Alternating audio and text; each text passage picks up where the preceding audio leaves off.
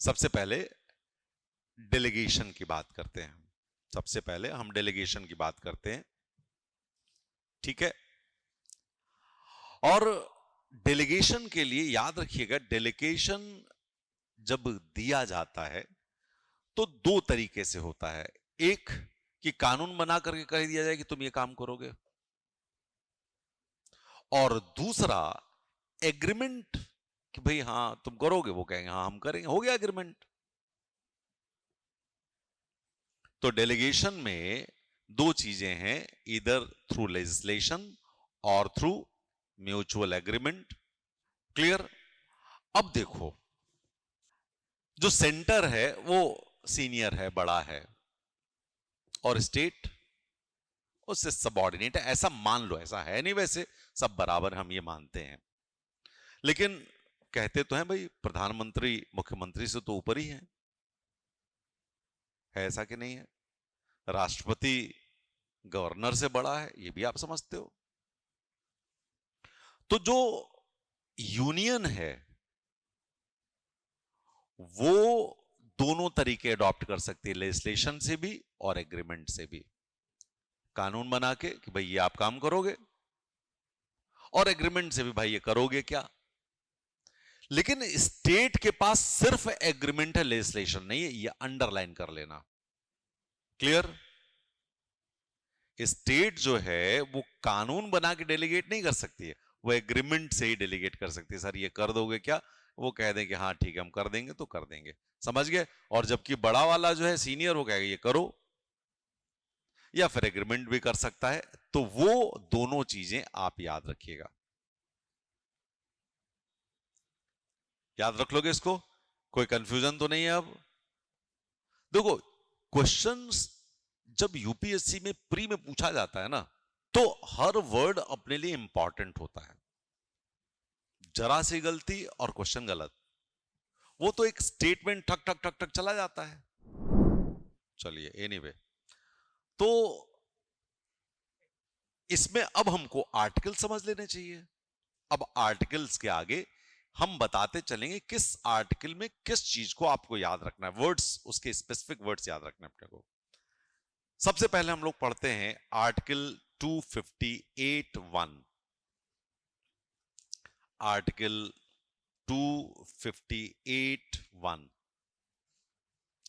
पहले तो आर्टिकल 258 को सुन लो।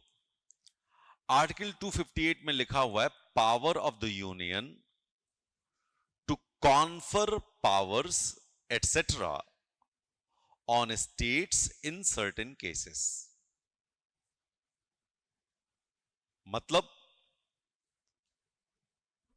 ये सेंटर की पावर है कि स्टेट्स को कुछ पावर दे दे, कुछ शक्ति दे दे। Power of the union to confer powers etcetera on states in certain cases. Clear. ये तो कॉमन है, लेकिन 258(1) क्या कहता है वो समझिएगा। इसमें प्रेसिडेंट गवर्नर के कंसेंट पे कहता है, provides that the president may with the consent of the government of a state। तो यहां पे गवर्नमेंट की कंसेंट याद रखिए, गवर्नमेंट्स कंसेंट या स्टेट गवर्नमेंट की कंसेंट याद रखिएगा। अंडरलाइन, इन्वर्टेड कॉमा कर लीजिए इसको। कौन आदेश दे रहा है उधर से? आदेश क्या? कंसेंट ले रहा है कौन? प्रेसिडेंट। किसकी ले रहा है? स्टेट गवर्नमेंट की। इधर कंडीशनली और अनकंडीशनली, सशर्त और बिना शर्त, that government or to its officers, वो सरकार को या उसके अधिकारियों को, functions in relation to any matter which the executive power of the union extends. मतलब क्या कह रहे हैं कि जो एग्जीक्यूटिव पावर यूनियन की है, वो प्रेसिडेंट कहता है स्टेट को कि आप कर दो इसको। कंडीशनली भी हो सकती है, अनकंडीशनल भी हो सकता है, लेकिन इसका इंपॉर्टेंट अंडरलाइन क्या है? State governments consent. क्या है इसका इंपॉर्टेंट? स्टेट गवर्नमेंट की कंसेंट, ये याद रखिएगा। क्लियर? मतलब अब सेंट्रल गवर्नमेंट या सेंटर कंडीशंस लागू कर सकती है, इंपोज कर सकती है कि यही करना है आपको और ऐसे ही करना है आपको। ये हो गया कंडीशंस। ठीक है, अब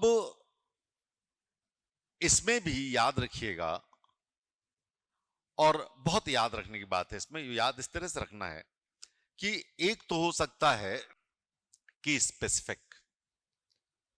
स्पेसिफिक कैसे होगा? वो कहें कि भाई the states bordering any other nation, any other country, उसके लिए यदि कुछ करना है तो ये क्या हो गया? स्पेसिफिक हो गया। और दूसरा जनरल हो सकता है कि सारे राज्यों को ये करना है। समझ गए कि नहीं समझ गए? लेकिन जब स्पेसिफिक होगा तो भी गवर्नमेंट की कंसेंट चाहिए उस स्टेट की, और जब जनरल होगा तो भी सारे प्रदेश के सरकारों की सहमति जरूरी होगी। समझ गए? तो 258(1) कंसेंट अंडरलाइन, और गवर्नमेंट, स्टेट गवर्नमेंट की कंसेंट, यही अंडरलाइन है आपका, और इधर प्रेसिडेंट नाम रहेगा। क्योंकि यदि उधर लिखते सेंट्रल गवर्नमेंट तो गड़बड़ होता, स्टेट गवर्नमेंट तो हमको पता है। ठीक है, अब इसमें एक क्वेश्चन आता है, और वो क्वेश्चन आता है कि the centre can under article 258(1) delegate A, executive functions, B, quasi judicial functions, C, both the above, D, none of the above। अब क्या होगा आंसर? पहला एग्जीक्यूटिव फंक्शन, दूसरा क्वासी जुडिशियल फंक्शंस, तीसरा इन दोनों को ही ले लेंगे, और चौथा ये दोनों ही नहीं होंगे। अब देखो, ये तो आपको पता है कि डी वाला तो गलत है, क्योंकि एग्जीक्यूटिव फंक्शन तो है। अब हमें ये बताओ, क्वासी जुडिशियल फंक्शंस को दिया जा सकता है कि नहीं दिया जा सकता है? Yes, remember it is only the executive function. अब मजेदार बात ये कि नौकरी तुम्हारे सामने किताब रखी हुई है, हाँ, नोट्स रखे हैं? नहीं तो पता होना चाहिए था ना ये तो अपने को। ठीक है, चलिए, तो ये याद रखेंगे आप। तो ये 258(1) जो है ये बाय एग्रीमेंट है। समझ गया कि नहीं समझ गए? बाय कंसेंट है। कंसेंट का मतलब एग्रीमेंट। और 258(2) ये बाय लेजिस्लेशन है। ठीक है, अब देखो, स्टेट के ऑफिसर्स वही काम करेंगे ना जो स्टेट का काम है। अब सेंटर का काम है तो वो कानून बना देगा, भाई ये तुम्हारे यूनियन लिस्ट में दिया हुआ है, स्टेट लिस्ट में इसमें कानून तुम नहीं बना सकते हो, हम कानून बना रहे कि तुम्हारे अधिकारी हमारा ये वाला काम करेंगे। समझ गए कि नहीं समझ गए? समझ गया मेरी बात को? तो ये जो चीज है इसको याद रखिएगा, 258(2) लेजिस्लेशन से है। Clear? When the state legislature has no power to make laws in that particular subject, then the parliament can make laws authorizing the delegation by the central government of its powers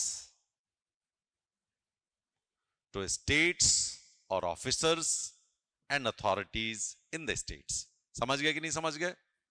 इसमें क्या हो गया कि भाई state government में तो वो चीज दी ही नहीं है।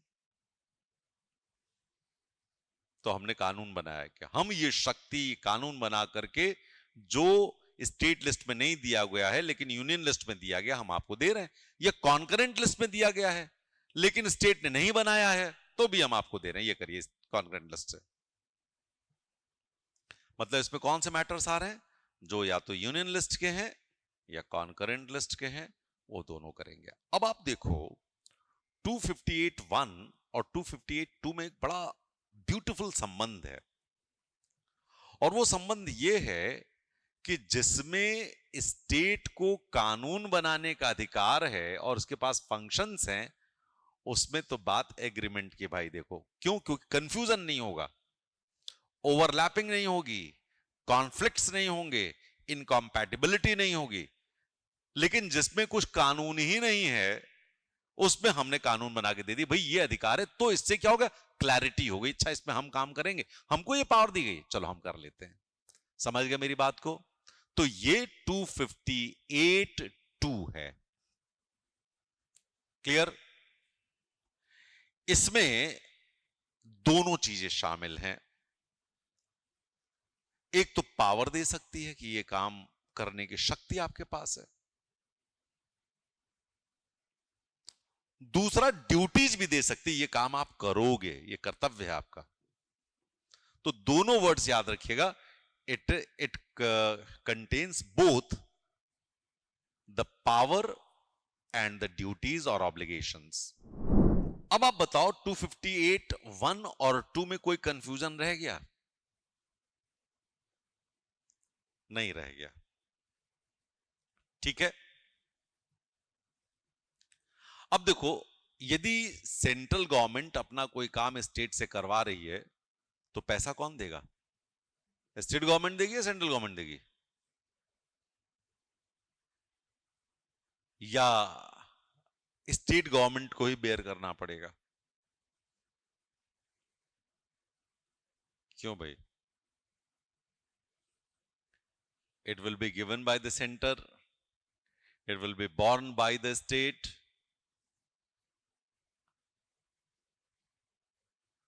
या the constitution is silent about it? Centre देगी। कोई भी काम फ्री में नहीं होता है, ध्यान रखिएगा ये बात।